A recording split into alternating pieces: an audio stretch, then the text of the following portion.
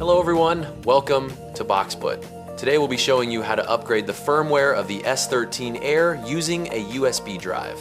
The first step is to go to boxput.com, find the download section at the bottom of the home page, and then click on IATV firmware download. Find the firmware for the S13 Air, making sure to download the firmware file in zip format, and then wait for the download to complete. The second step is to insert the USB drive into your computer and copy the downloaded firmware file to it. The third step is to insert the USB drive into the S13 Air and connect it to your TV. In All Apps, find FOTA Update. Use the left button on your remote control to locate the firmware file on the USB drive and then click to upgrade.